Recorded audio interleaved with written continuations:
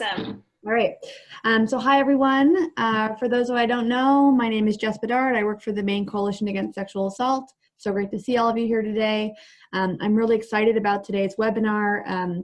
Really passionate about this project that Ryan is going to be talking about and the work of transformative and restorative justice generally. So really stoked to have her here. I've been reviewing the needs assessment results from work that a lot of you filled out in the December and January around requests around services and support. And this was something that had shown up there several times. So it feels like a really timely moment for us to be carving out space to talk and think about this. I just wanted to share a couple logistics pieces before I pass this over to Ryan. So first of all is that this is being recorded. So I just want to make sure everyone knows that it is a webinar. So it'll be posted on our YouTube page afterwards, and there'll be links available for me to send out to folks. With that recording, I can also send out any documents or links to resources that Ryan references during this. I'll send that out to all member programs with the link for the recording. If you are here not from a sexual assault member center program and you would like the link to the recording sent to you with any links, just besides Sama and Sarah Holmes, I've got you guys both here already, feel free to just pop your email address and name into this Zoom group chat. Did somebody just start to say something? Okay, I think we're good. The other thing is that I'll just ask that folks mute themselves so that we keep the background noise to a minimum while Ryan is presenting. And feel free to always chat in questions, and I'll be looking at that chat box and finding times throughout the presentation for to read those questions out loud to Ryan. I think that's all my logistics pieces, so I'm going to mute myself. Thank you, Jess. So welcome everybody to this webinar that we're going to be talking about restorative and transformative justice for sexual assault and harassment. And I'm really excited. Jess and I have been collaborating along with a handful of other folks on this project for going on 3 years. So this has been a real slow and steady process to get to a place where we're sort of ready to share what we're up to in a little bit more detail. Know that this is like the beginning. So it took us 3 years to get to the starting line, and we're really at the beginning stages of implementing this project. So there's going to be a lot more learning to do as we go. But this is what we have so far, and we wanted to include you all in it. So I am Ryan Anderson. I'm the director of the Restorative Justice Institute of Maine. I've been with the Institute since 2014. And my background has a lot to do with engaging people who are directly impacted by issues in communities in, bless you, in addressing those issues, finding ways to build leadership and capacity for making system and community change. So I did a lot of that work with young people for a long time, and now I'm doing it in a variety of ways, including this project. Uh-oh, how do I move forward? Oh, I get it. Okay. So this is what I'm hoping to do today in the hour that we have. Jess and I talked about there may be a desire and a need to do a little bit of a deeper dive, repeat webinar down the road where we go into some more details, but this is going to be kind of a top level for you all.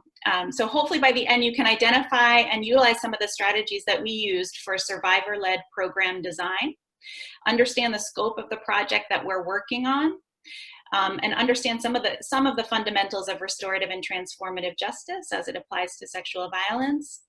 And really, I have to say, it feels a little strange to be popping in and doing work. Everything feels a little strange right now. And so I'm trying to make sure that all of the spaces that I hold with people are really intentionally spaces of connection and support. Whenever I hold circles or other kinds of meetings with folks, these are kind of the intentions that I bring. If we were a smaller group or we were together, we'd be setting them and coming up with them as a group. But this is sort of what I want to put out there today: to speak with intention, listen with deep curiosity, take good care of ourselves and each other, and build justice and equity together. That's sort of our basic ground rules that we use for all of our gatherings. You're going to see slides pop up like this throughout the presentation. This is your moment to take a beat, maybe take a breath, digest a little bit of what you've been hearing. And then this is also the space, Jess, where we'll do a checkpoint and see what questions have come up in the chat box. So you'll see slides like this 3 or 4 throughout, and that's the space for you to sort of go through and let me know what questions have come up. And for those of you who are listening in, feel free to jot those questions at any time, but when you see these slides, it's another opportunity for you to do so. So let's just take like 5 quiet seconds to check in with ourselves about how do you feel and what do you need.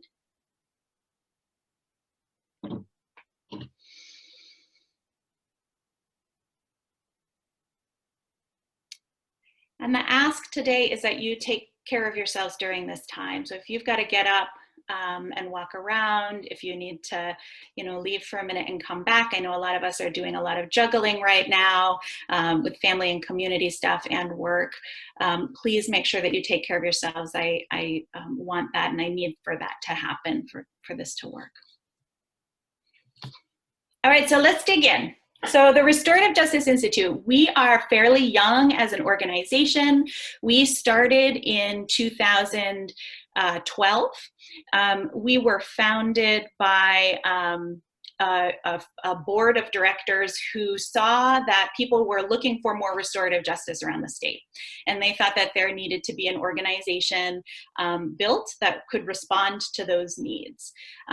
We have had a lot of change over the years in terms of our understanding of what constitutes community and what community leadership really should look like. So what you're going to hear today is a result of a lot of internal questioning and some transformation as an organization to really be centering what we believe is the most important people to center in this work. Our mission: we partner with communities to address harm and injustice through practices that build connection, equity, accountability, and healing. One of the things that we've learned as we've been doing this work is that it's not enough to just say, like, we do restorative justice. It's not enough information for people. There are a myriad of ways that people are doing restorative justice around the world. And there isn't even necessarily a very clear value set that's driving all of those practices. So there are different values and different ways that this practice is looking. So we look at it as a large body of work that we contribute to, and we think it's really important to articulate how we contribute to the restorative justice field. So we think of our work as building just communities. We're looking to build communities that are full of justice. And so this is a little bit about what that means to us, that communities have all the resources and capacity they need to be safe, connected, and resilient. Community members and systems respond to harm and injustice without creating more harm and injustice. That people who are directly impacted by harm and injustice are the ones figuring out how to address it. That accountability is central to all relationships and isn't something that's forced on people, it's built from within. That no one is disposable, canceled, or erased. That systems that give rise to harm and injustice are transformed or discontinued. That justice is a process of healing, and that the work is built off of consent and consensus, shared decision-making, rather than coercion or control. You might think of other things that connect to the question, what is a just community? But that's sort of, if you think about the purpose of this work and the vision of the world that we're trying to build by doing the kind of restorative justice we're doing, that's really what we're looking at. A little bit about how we do our work. This is not always how we've done our work. This has been a shift really in the second half of the life of the organization, so the past 4 or 5 years, that we are about listening to the community to identify needs, and then creating a team of directly impacted community members who learn about the body of work that drives our programming. And then those leaders work together with us to create strategies from their view of what's going to work in our communities based on the best known research to address the challenges that they're facing. And then what we offer, the work that is RJIM's work, is facilitation of some of those processes that might help to address harm and injustice, training and professional development, ongoing practitioner support, administrative support. So sometimes people want to build a program in community, but they don't have an agency to hold that program. So we provide some of that administrative support and advocacy, and then mobilizing the community to learn about what it is that, that this restorative shift is, and how they can get on board with it. This is how we think about training. You don't need to read all of this, but it's just to say that we're really mindful of training. We think that restorative and transformative justice is complex work that has many levels of ways to engage with it.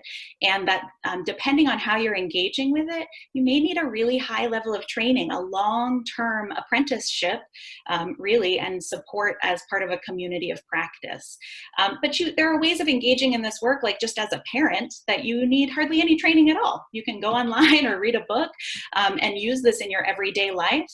And then there's sort of a spectrum of everything in between. So really intensive work needs really intensive training and a community of accountability. And less intensive work, we really want people to be doing this everywhere in their own lives. Okay, so that's a little bit about us. I'm really excited. This feels like I'm unveiling a big, exciting project. So those of you who were at MiCasaCon last year, some of this will sound familiar from our, I can't remember what they're called, lightning talk or spark talk. But you know what I'm talking about, the fast talk thing. So we didn't get through all of that. So I'm going to dig a little bit deeper into some of the aspects of what we knew at that time, and then share a little bit more beyond that as well. We use this model to develop our project, listen to the community needs. So essentially, Jess called me up a few years ago and said, what do you have for people who either don't want to go through the criminal justice system to seek justice, or they want to seek justice and healing alongside the process that they're going through the criminal justice system with? And do you have something for restorative justice? And we didn't. And so that started a long conversation about learning about those community needs that then led to developing our team of survivor leaders who really learned about this work and have become real leaders in this work, and designed a vision, really a starting place of what they'd like to see happen next. So this is some of what we learned about the why. Sexual harm is underreported across all genders, but we at least know that at least a third of Maine women have experienced sexual harm. We know that rape culture is pervasive.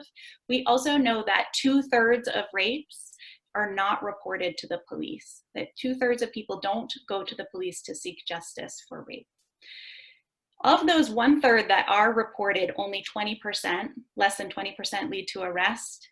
Of that, less than 20% are referred to prosecutors, and this attrition means that only 6 out of 1,000 people who've done rape are incarcerated. So that is to say that even if we believed that incarceration was the best strategy for responding to this kind of harm, that system itself isn't working the way that it was intended to work. It also is a system that folks go to looking for healing through the process of finding justice, and often find that survivors ourselves are harmed through that system. And even if incarceration is achieved, we have to look at that system with a critical lens to think about whether or not that system is part of is representative of the world that we're trying to build as we're doing justice seeking work. And when we do look at it with that critical lens, we see that there are problems in that system too. It's not set up for healing, which is what harmers need in order to stop doing the harm. There's a risk of sexual assault happening in prison itself, and so it perpetuates the cycle of violence. In contrast, when we're doing restorative justice, I will say that there is limited empirical evidence at this time about restorative justice with sexual violence.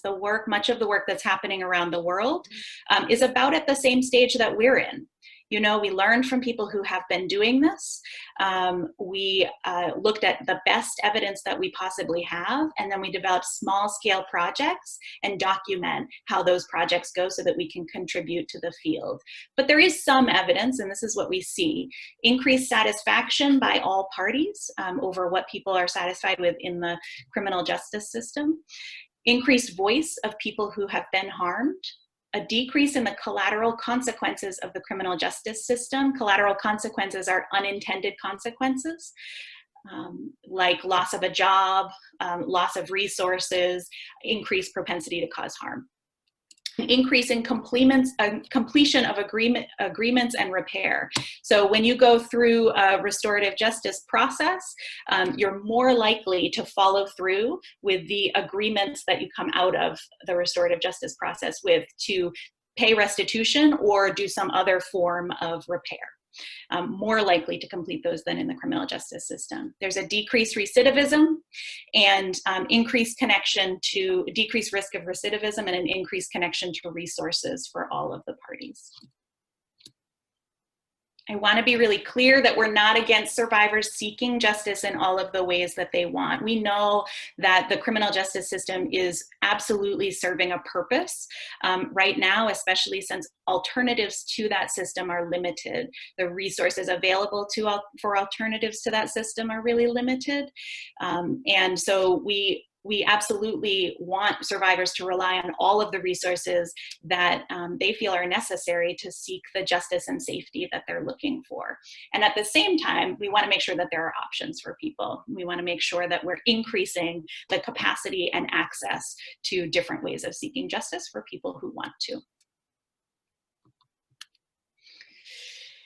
So for our project, like I said, we started with several months long of just Jess and I and Canyon and a couple of other folks getting together to just talk about what were some of the issues we were seeing and what were some of the possibilities with restorative and transformative justice. And that led us to connecting with a handful of other folks who were involved in the field, who were interested in this work. And together we developed an invitation.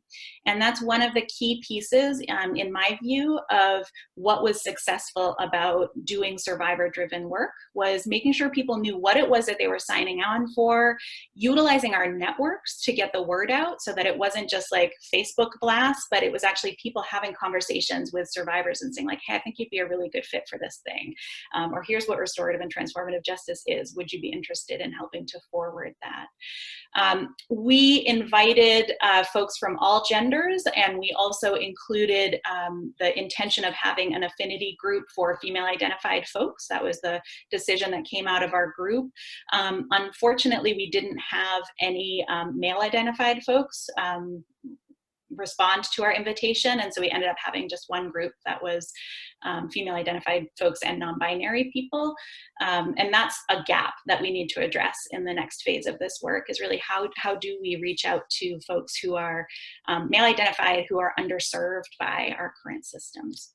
So we had our invitation, folks came together 4 times, and then we had a retreat at the end.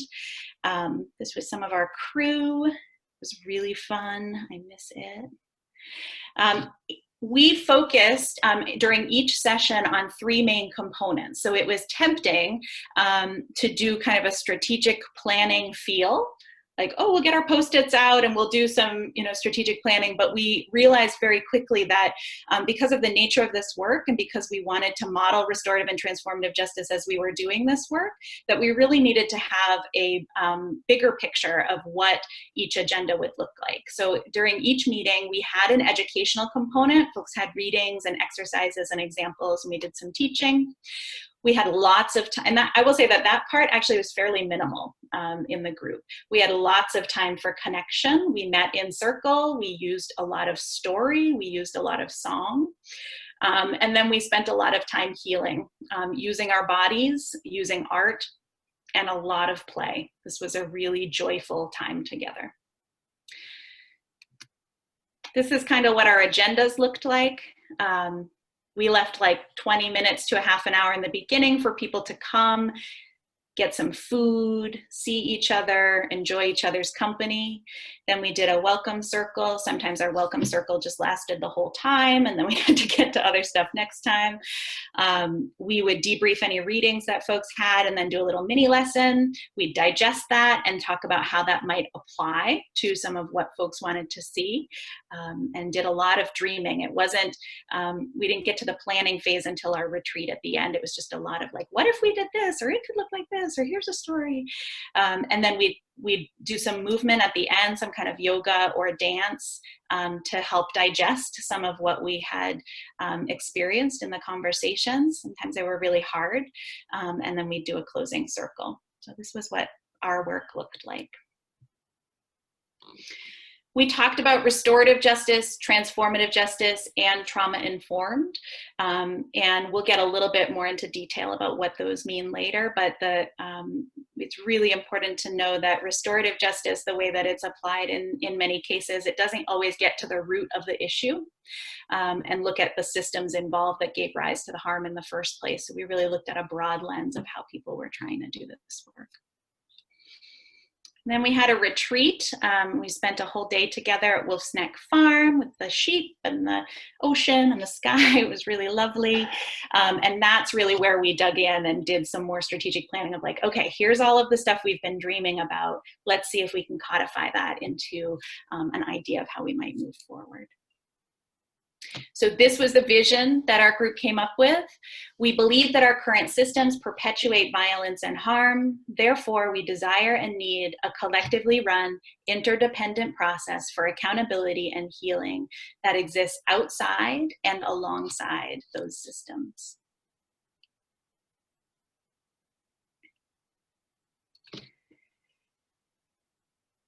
We believed deeply that the process should be healing for everyone. There's a really lovely quote, I think I'll probably have to paraphrase it, by Danielle Sarade, that says, nobody comes into harm for the first time by committing it. That most people who cause harm have experienced harm in the past, and that getting at the root of what's really going to address that harm, the harm that they're causing, is to contribute to the healing that they need to experience themselves. And the community also needs to heal.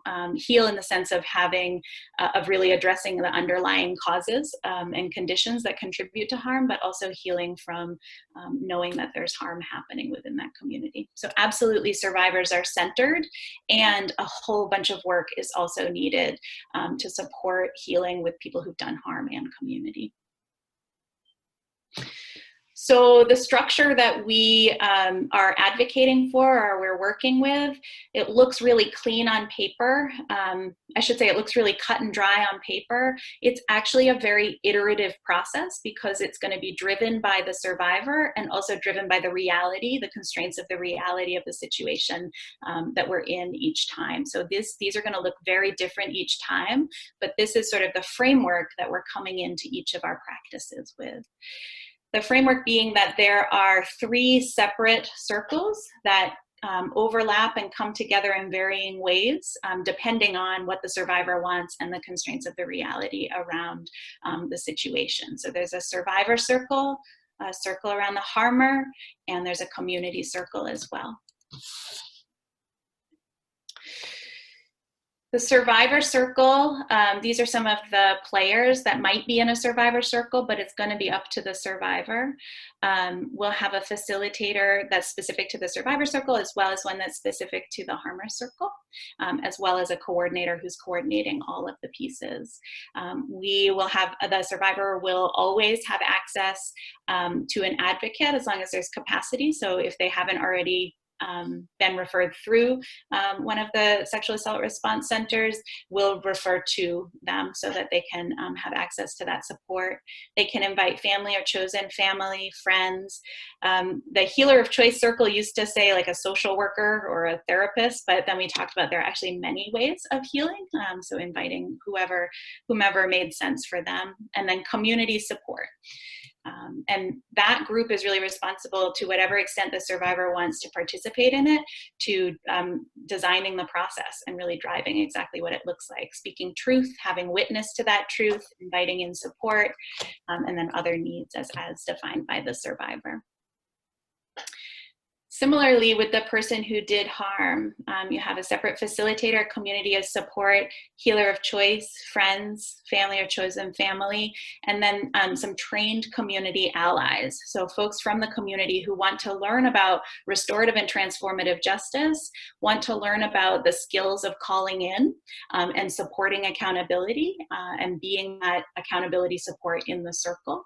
And these will be volunteers who are also able to do action outside of the circle if there's community action that needs to happen. And similarly to the survivor circles, lots of truth-telling, inviting support, accessing support, calling in for accountability, and preparing to be able to be face-to-face with the survivor if that's what the survivor wants. There are going to be times when survivor doesn't want anything to do with this, but is like, go ahead, please support the harmer in transforming their behavior, but I don't want to be there. And in that case, we would be able to hold a circle that's just the person who did harm with these folks supporting them in their accountability process. This group is also responsible for supporting the person who did harm to take action to repair and prevent this from happening again. And then there might be other creative actions that the survivor is like, you know what, I really want to ask them to do this thing. And we don't know what those are yet because we haven't had those conversations. So this is a space for offering that opportunity to do right by the survivor and then supporting them in doing that. And then the community circle, these are those folks who are trained community members, and that will be like an ongoing circle. So it's a community mobilizing exercise as well as support for the direct service that we're offering. So this is a way for people who are interested in supporting restorative and transformative justice with sexual violence and learning about it and taking action in their community and doing their own call-in and their own accountability support in their own circles, as well as supporting people who have caused harm and people who have been harmed in our processes. So again, these are going to look different every single time, depending on what the survivor wants. They may want the whole soup to nuts, you know, which might look like a 6-month or 8-month process of really diving into some system transformation and behavior transformation, and that might be what the survivor wants, and that's what they would get. Or it might just be like they want to get together with the harmer, they wrote a little something, and they're like, I just want support in reading this thing. And then I think I'm going to be on my way. And we would also support something as simple as that. It might be that the survivor says, I don't want anything to do with the harmer. What I want is for us to take action in our community to make a change. And then they could have access to our community group and devise some strategies to do that. So it will look different each time. These are the outcomes we think we're going to see based on the literature and the design of the process. Less denial and more acceptance of responsibility, disrupting cycles of shame and harm, prevention, learning about safer relationships, validation, healing for the survivor, connection to needed resources, that you don't get further harmed by the process. There's community awareness. Our group said men holding other men accountable, but really what we were getting at is the community taking responsibility and it not all being on the shoulders of the survivor to hold the harmer accountable, and then supporting accountability and a network to prevent future harm. Ultimately, we are hoping that we are creating spaces where people who are not experiencing harm anymore, where joy is possible. Okay, so this is our checkpoint. How do you feel? It's a moment for you to check in with yourself. How do you feel? What do you need? Make sure you're taking care of yourself. And then Jess, if there are any questions that have come up. I don't see any questions yet, but if folks have some that you've been holding on to, feel free to put them in the chat box or unmute yourself.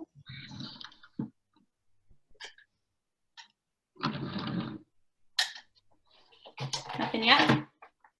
Nothing yet. These are some good gifts, though. Good. All right. I'm going to move forward then. We just did different. So the All question right. is, How does this work when there's a PFA or bail conditions in place prohibiting contact? Good question. So it depends. That's going to be probably the start of most of my answers, is that it depends. When there is a real risk of harm that is happening right now, that's imminent, it's not time for this kind of process. So this is a process that we can move through once some safety planning has been put in place. It's not a process that we're going to move through when there's imminent danger. So that's one thing to know.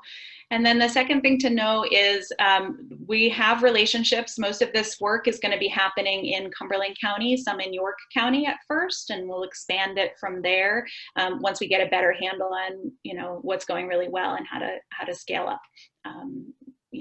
With something that's really solid. So we have good relationships with folks who would be making those decisions of whether or not to lift a PFA and to work with the survivor if that's what they wanted, or to lift it just for the instances or bail conditions just for the instances of being able to participate in these circles, but not otherwise. And there's a possibility that the survivor's desires wouldn't be honored in that. And so that's something that in a new program like this, we're going to be working out some of those systems pieces. But the short answer is, like, if the survivor wants that and plans are put in place to make sure that there's safety otherwise, and we're able to work with our systems partners to make those changes, then we can make some modifications to that often in order to do this process. Other questions or follow up to that one? No. Not yet. Just give folks a minute, but I think that's it. Okay. Actually, Hannah. sorry, hi. This might be jumping. I don't want to say jumping the gun. That sounds really harmful. This might be moving too fast. But I guess I'm just wondering, like, if you could go more in depth on, like, how you help people deal with, like, the level of anxiety that, like, they're just going to be coming into this process with. Like ultimately these things are, like, better, but, like, just the amount of, like, potential, like, harm that you can cause yourself and, like, worrying and being afraid and stressing about these processes, like, I could see being really, like, a huge roadblock. Sorry, I just, that's not maybe not a super clear question, but I'm just, like, thinking a lot about that. I love that you're thinking about that, and it's real. It's for sure real. So, so the question is, what about when? So we're trying to reduce the harm that's caused by the criminal justice system, but there may be harm caused to survivors by participating in this process because it could be really uncomfortable. There may be some risk of experiencing something that's really triggering or scary, and there are unknowns in any human interaction, right? And so we can't control everything. So that's really true. And one thing is that folks need to know that up front, that that's really true, that here's kind of what it's going to look like, what do you think? And then to do preparation around, like, well, what is your healer of choice? What is that going to look like? I've talked with some folks who are doing this work, restorative justice with sexual violence, who are like, you must have a therapist if you're going to do this work. And that might sound good on face value, except that's not survivor choice. So it really is about the facilitator and the coordinator working together with the survivor to figure out, what is this support network? What's the pace at which we're going to move? What are the checkpoints along the way to see, like, do you still want to move forward? Do you not? And making sure that they have an awareness of everything that's happening throughout.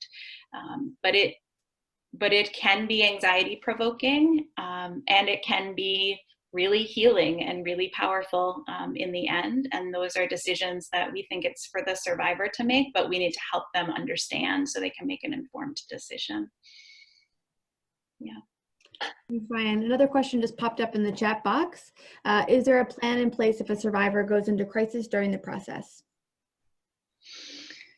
Yeah, that's a common question. So I have both clinical mental health training and training as in intentional peer support, which is decidedly non-clinical. So we'll be doing non-clinical support for folks.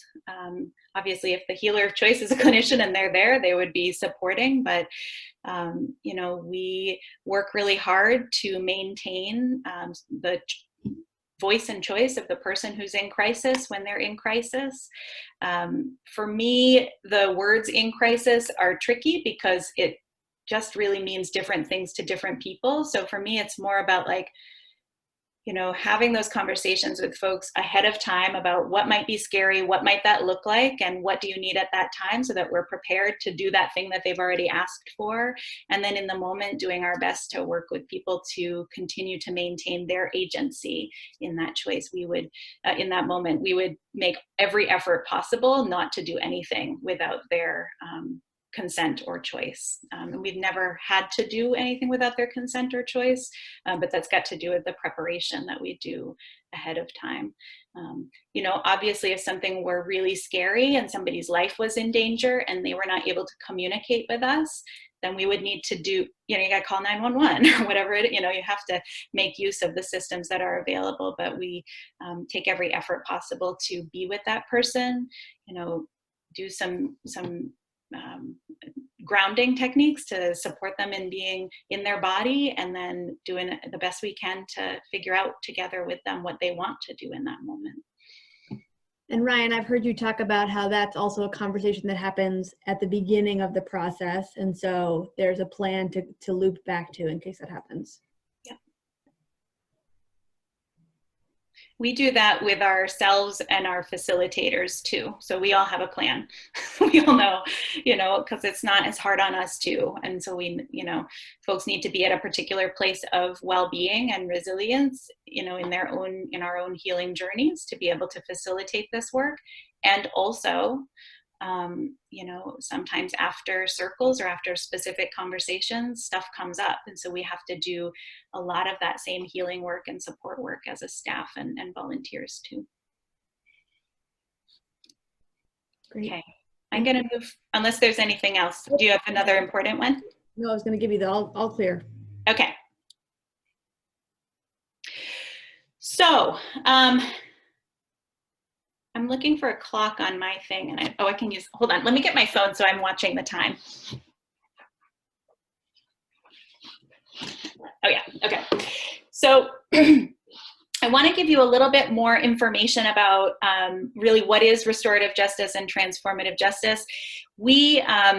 I have what I'm going to send you afterwards is a reading list so that you can read some of the stuff that we read to learn about this.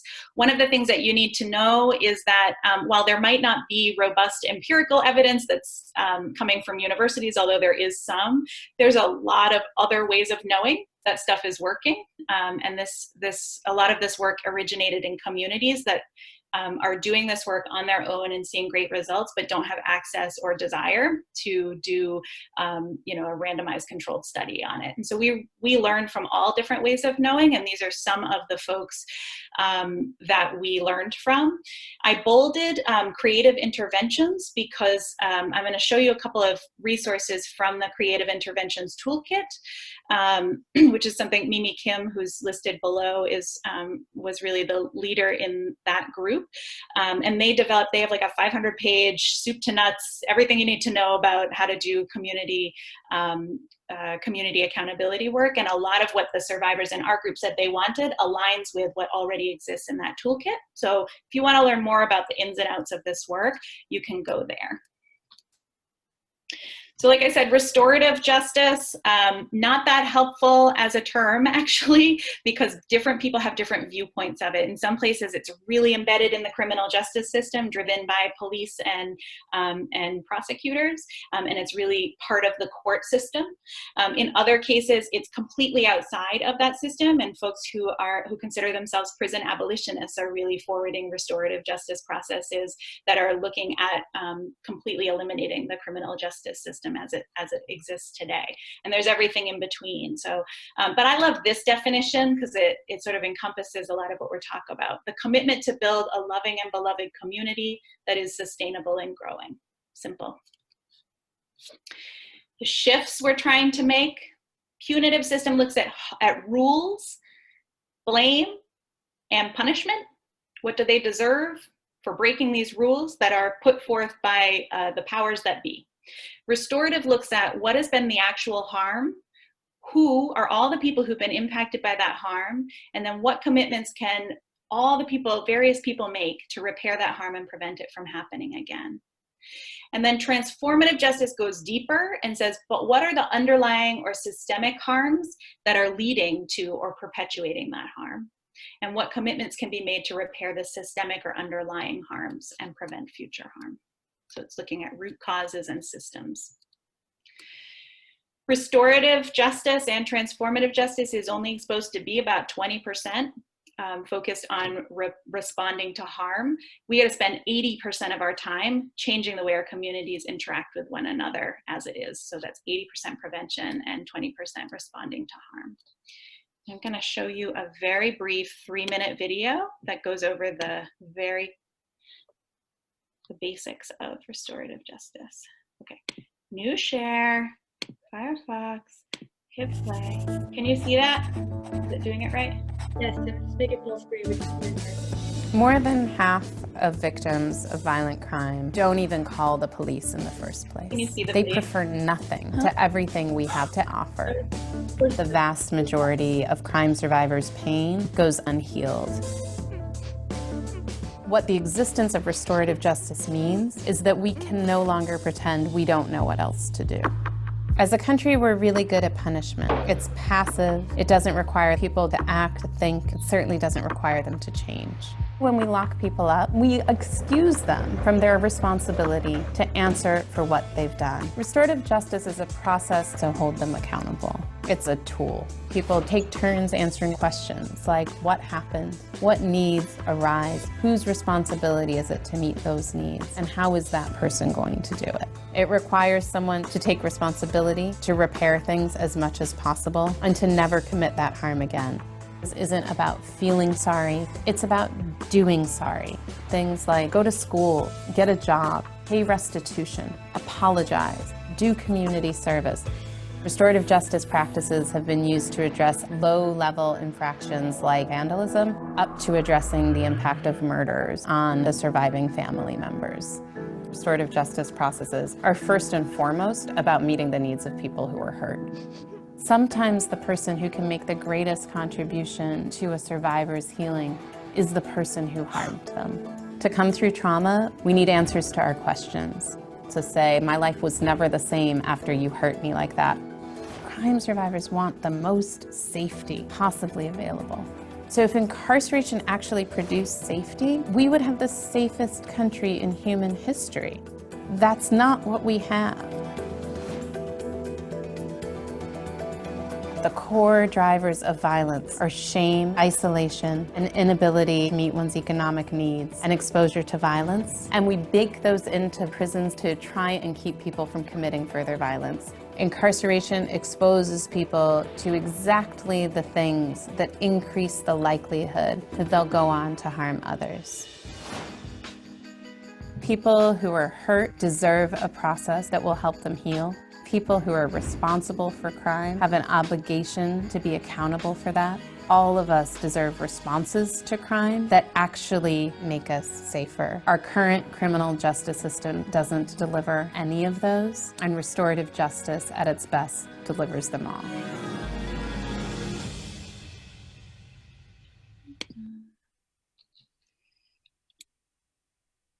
So that is Danielle Sarade, and she runs an organization called Common Justice out of Brooklyn, New York.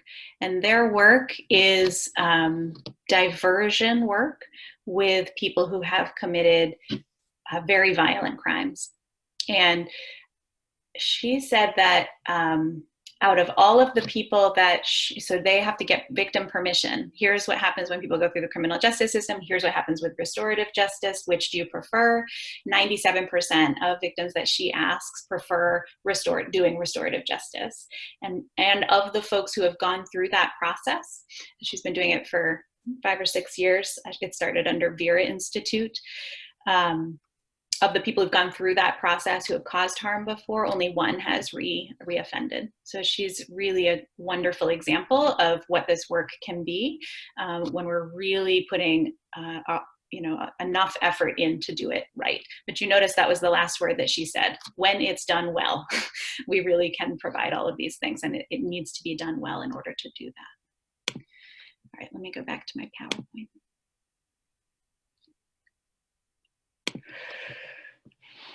So a couple of other things to think about with restorative justice. So she says shame, isolation, loss of resources, and exposure to violence are the common drivers of continued violence.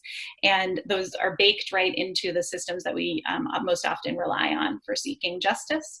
And so restorative justice seeks to build accountability, whereas the criminal justice system seeks to create punishment, to teach people a lesson or remove them from community and create immediate safety, but it doesn't have the ingredients built into it to create accountability. So this is the staircase of accountability. It comes out of Creative Interventions Toolkit, and it talks about accountability as a process. Accountability not being a thing you do just once, and also something that is not actually usually accessible to people immediately after they've caused harm. You think about the most immediate reaction that any of us have when we've caused harm. Usually the first thing that we experience is shame and a worry about being disconnected from our community. Shame and a worry about being disconnected from our community. And so we have to move through that in order to be able to accept responsibility. So from step 1 to stopping the immediate violence, to step 2, the person actually even understanding or recognizing the harm that they've caused, then recognizing the consequences, then making repairs for that harm, then changing those inner attitudes, that compass that drives future behavior, and then becoming a member of the community in a way that incorporates those new attitudes and behaviors. And for people who've been causing harm for a long time, this is a lengthy process that requires a lot of support around them and a lot of reminders and teaching about how to do this. So that's really kind of the reason that this work oftentimes is long-term support for the harmer. Also in creative interventions, there are 4 phases of the process. So the first phase is getting started. So you don't get started until you're done with the phase of getting started, which is really assessing safety, making sure this is a good fit, making sure that the person who's caused harm is like, yeah, I did that thing and I want to show up and be responsible to that. It's also assessing, like Hannah was saying with the victim, like, you know, you sure? Because it's hard, and let's make sure you have what you need, and let's kind of design this along the way, and put that support around you. And then planning and preparation, and then taking action, and then following up. So there's multiple phases, and then within each of those phases, there are 8 tools in the creative interventions model. We might decide that this is going to look different here in Maine, but I think this is a good starting place for our work. Getting clear, doing that assessment planning, looking at allies and barriers, goal setting, supporting everybody involved, taking accountability, working together, and then keeping on track. So that happens along all 4 stages. Okay. How do you feel? What do you need? What questions do you have? Now. Not seeing any so far, but give folks a minute.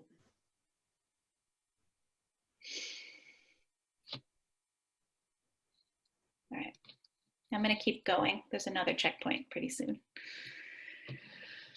All right, so now you know kind of how we did survivor-driven design and some strategies for yourself. You know the basics of what our project looks like. You know some of the basics of restorative justice and transformative justice.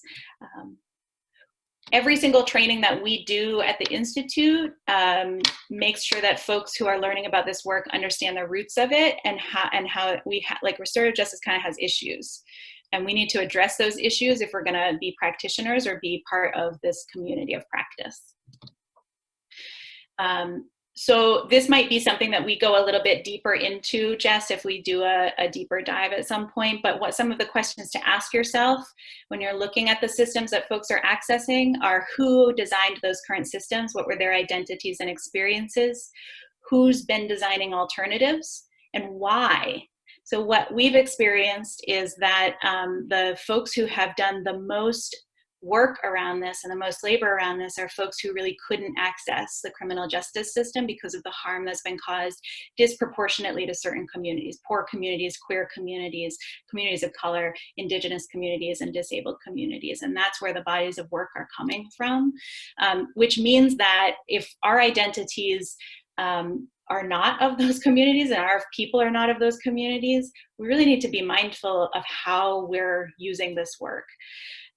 So it's not that we shouldn't use this work, because we all need to be recreating communities that are designed for everyone, but it's that we have to pay attention to the roots.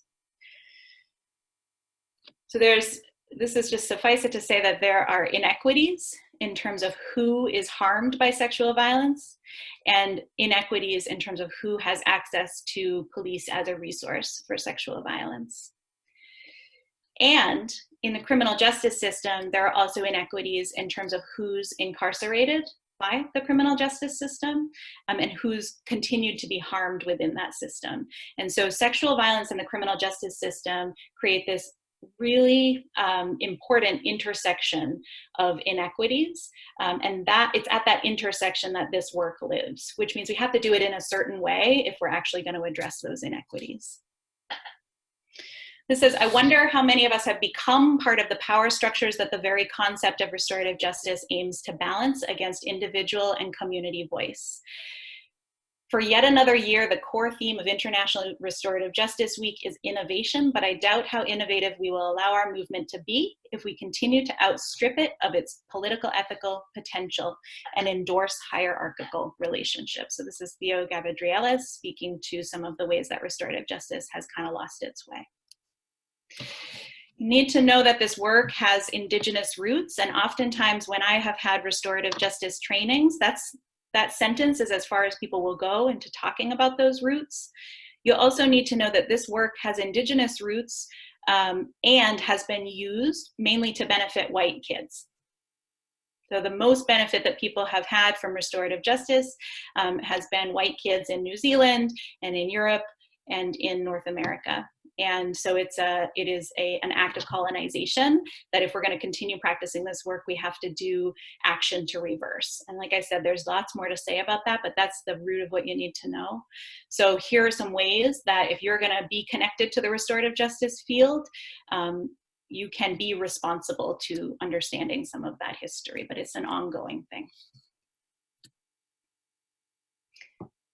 I want to give you a couple things you can do. This came from, I found it, I can't remember where, doesn't matter, I'll send it to you all.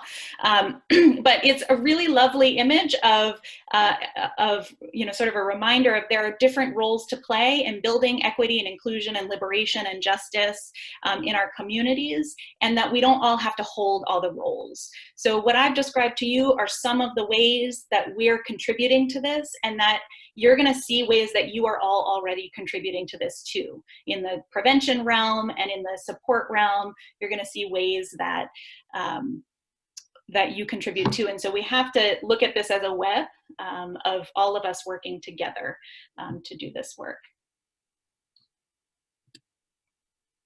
I would encourage you to look at the Creative Interventions Toolkit for ideas. And we only have 4 minutes left, but in that 4 minutes, I'm going to show you 2 tools that will be good for you to use. Also to look around transformharm.org for other ideas. So there's strategies out there that you can integrate into your roles as advocates or other roles in the community. We need each other to hold different roles of support, accountability, and system change.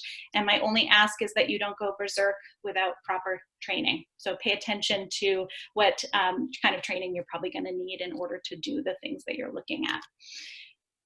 I'm just going to look at this little to see if it's Jess telling me to stop talking.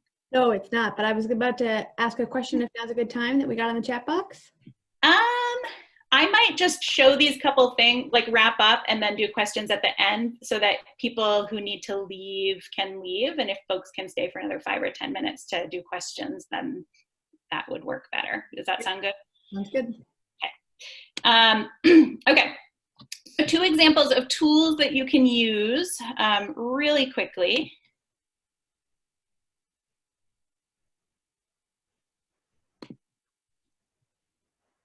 Oh my God. No. Are going a little bit deeper into the question of what does justice mean to you? So I know that that's a question that a lot of advocates will engage with survivors on, like, okay, so we're gonna work on this together, like figure out how do you wanna move forward, and digging a little bit deeper into what does justice mean to you. And there are a couple of tools in here that are just guides for having those conversations. So this one here, you know, writing down the goals and bottom lines and returning to them on a regular basis of what it is that you want to see from the person who caused harm. Not taking responsibility or burden. Let's see, and then down here, there's some additional.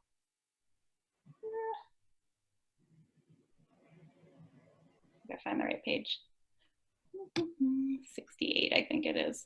Some additional questions for reflection for you to maybe go through or tweak and take out a few of those in your conversations with survivors so that they can really define beyond what they already know about justice. So if you ask somebody, what does justice mean to you, and they don't have support for thinking way outside the box, then they're only going to go to the things that they know. And so so you want to be able to creatively expand their imagination of like, no, but like really, what does justice mean to you? What would the harmer be doing? What would it look like? What's a vision? And you can get to some of that with these questions. And then the second one goes into, it's a chart of participation for survivors, which I think is really cool, because this work that we're talking about today is a participatory process in some fashion anyways, especially if you're wanting it to be continue to be survivor driven, but that's not black and white. And so this chart here gives you degrees of participation so that they can look and see like, oh, I think, you know, I want to be there as involved as a person and actively involved as the main actor. Or maybe they're like, I want to decide and know everything that's going on in this process. Or maybe they're thinking like, I want to know everything, but I'm not always going to be deciding. So it kind of gives you a gauge of whether or not a restorative justice process would be good for them, and helps them think through like how, you know, how might they want to participate or not in seeking justice. So I thought that these would be 2 pretty cool tools for you to use. And there's others in there. I'm not as familiar with your role, so you'll have to sort of decide for yourself, but there's others in there that you might find useful. The most important thing to know is that restorative justice is not, it's not a program, it's a lens. It's a way to see the communities and justice systems and the world and the work that we're doing. And so to develop your lenses, to do your work through a restorative justice lens, you can be thinking about these questions.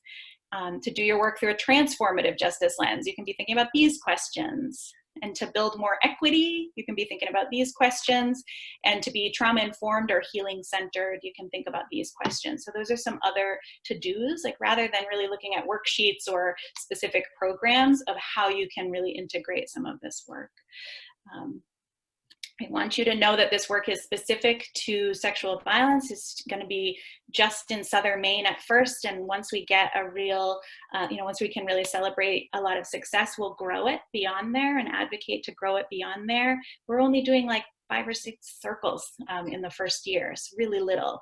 It's really slow, and we're being really careful. So I want to make sure that folks know that. That is everything that I have for you. So for those of you who can't stay for a little bit longer to do questions, I'll stay as long as folks want to continue this conversation. But for those of you who can't stay, thank you so much for popping in. And, you know, I'm around if you have follow-up. You can go to our website, rjimaine.org, and find my email really easily. So feel free to follow up with questions later if you've got to go now. We'll open it up for conversation for however long folks want to stay. Great. Thank you, Ryan. So one of the questions that came in a little while ago was, oh, I just lost it.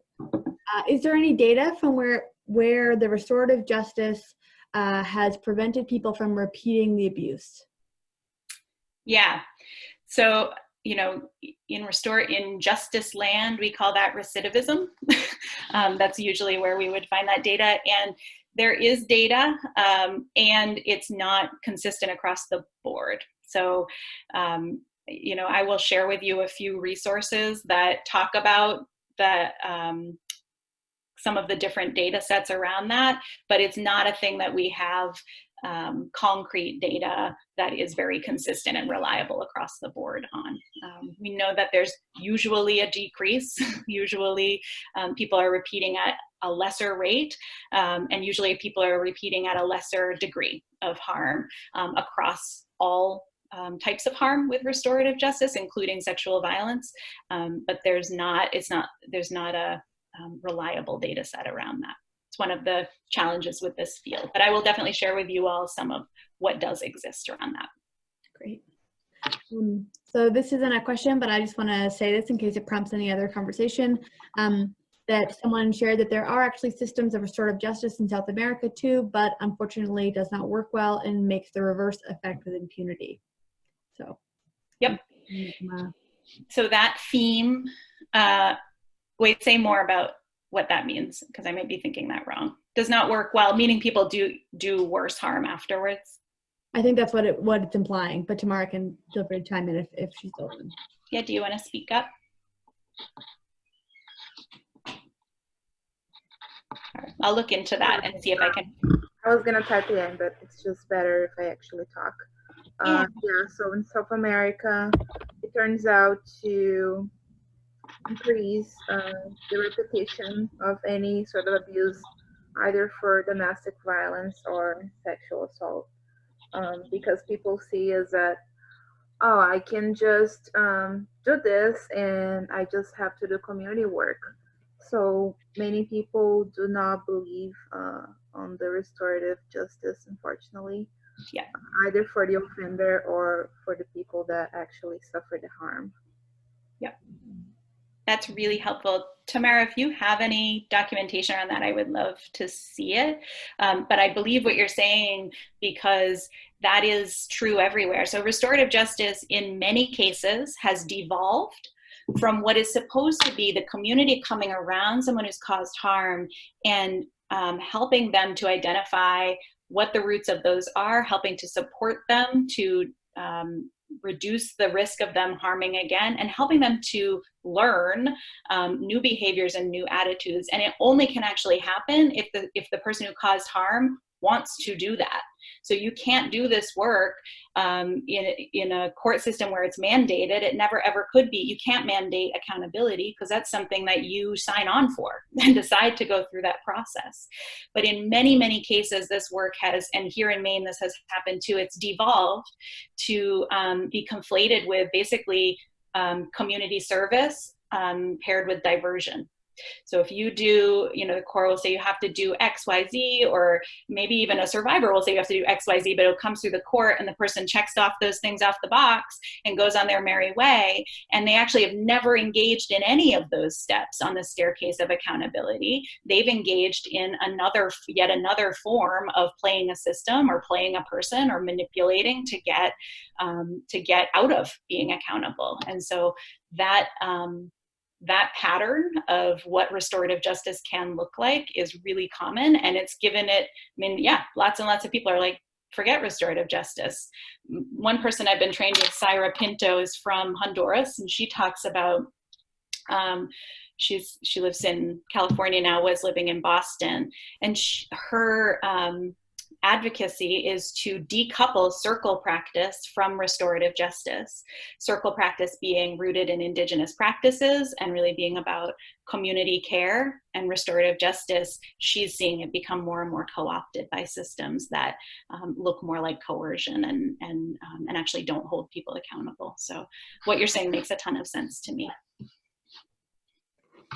Thanks. Thanks, Ryan and Tamara. So we've got another question here. Deanna wrote that she's a huge fan. She said, I love this whole process and cannot wait to see how Cumberland, York County does. I'm so hurt hearing how some of the community has reacted to incarcerated people and COVID-19, saying very hurtful things. So I can imagine the community might have pushback. How can I help as an advocate to educate? Oh, what was your name? Deanna. Great.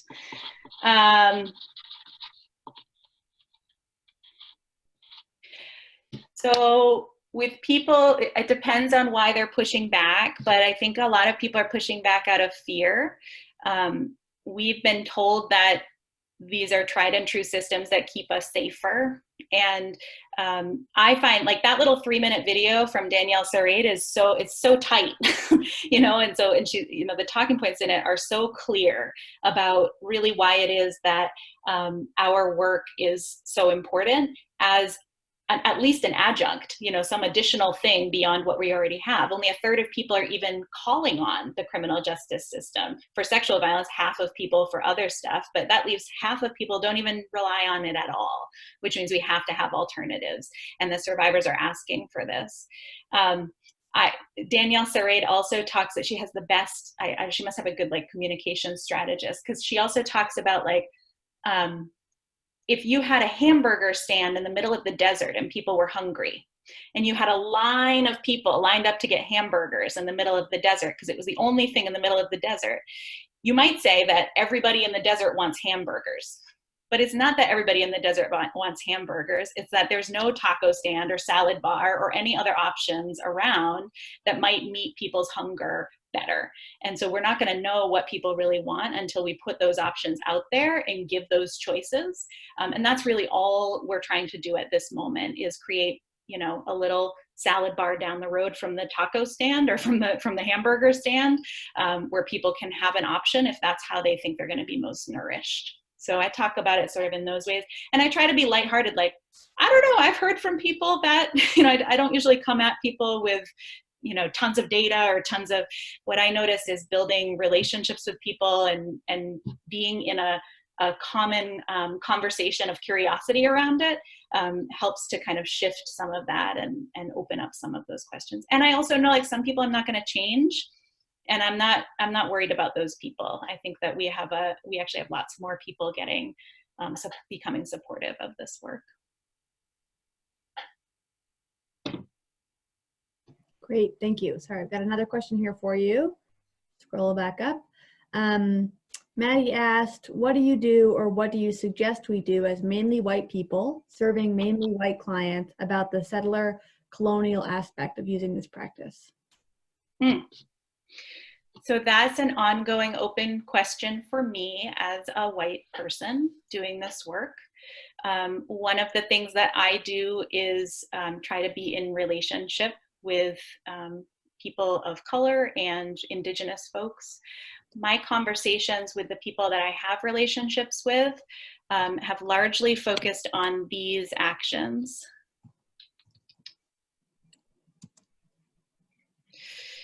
So land acknowledgement, being educated about the colonization of the land under our feet, honoring and fighting for tribal sovereignty, understanding Maine's history of colonization, so watching the documentary Dawnland and reading through the Wabanaki Truth and Reconciliation Commission recommendations, which was a sort of a policy-oriented, community-oriented restorative justice process.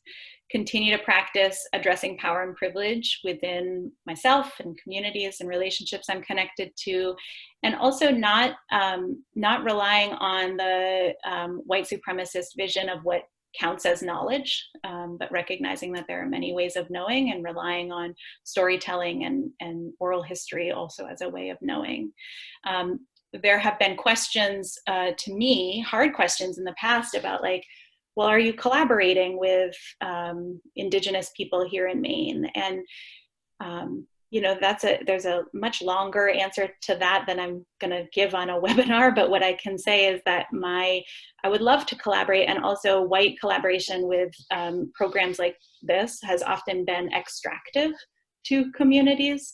And so it really needs to be about what are we doing as you know, as white folks, to not just honor by being like, this has Indigenous roots and I'm honoring it, but actually actively honor the roots of this work. What I also know is that part of the work that we have to do as people who are working on decolonization is doing that in our own lives. And restorative and transformative justice, when done well, can be an act of decolonization, of looking beyond systems of oppression to systems of community care, which is something that as white folks we need to be doing in order to create a community that is a community of care for everybody, including our Indigenous neighbors. So it's a complicated question, but that's what I know so far. And I think, you know, I'm for sure doing it imperfectly, but that's the open question that I continue to hold.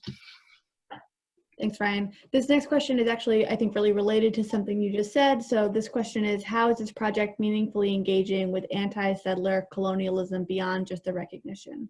So I don't know if there's anything else you want to say about that, or if you feel like you've... Yeah, so this project is co-facilitated. I'm not sure if it's speaking to anti-settler colonialism by the definition you're talking about, but the work is, so I'm here, I'm white, and I'm talking, but this has been developed largely alongside my collaborator, Lala Drew, has co-facilitated everything with me. We're in a weird time right now where I am not calling on folks to do a whole bunch of work right now. So staff at RJIM are working at getting full pay, working at limited capacity, and it just didn't come together for us to be co-training today. But that's, and we meet on a regular basis and talk about ways that this work needs to look in order to not replicate the problems that the existing system faces in terms of colonialism and racism that's happening in that system. And then our group also is set up in a consensus-based format. So I hold a facilitator role, and we co-create what the thing is, and we have many identities within that group who have lots of voice and say in what the process looks like. And you know, we're growing and we're learning. I'm not gonna ever be doing that right, but I can tell you that we are, it is a part of every single conversation, and one of the ways that we're trying to do right is every single avenue that we have to be speaking, we're calling on people to join us in doing some of these actions that are less about our program or our organization and more about how do we use our collective power to forward tribal sovereignty and well-being. Great. I think that's all the questions that I see in the chat box. There's a couple people who thanked you for this presentation and said that they were learning a lot, and some requests for additional resources, which we are already planning on sending out to folks, so we can follow up on those. But I think that's everything from the chat box. All right, friends. Thank you so much. And like I said, reach out if you have additional questions or concerns, or you're wondering, you know, 4 months down the road where this project is at. I'm around and very willing to have open conversation with you all. Thanks everyone for joining. Great seeing you all. Thanks, Jess.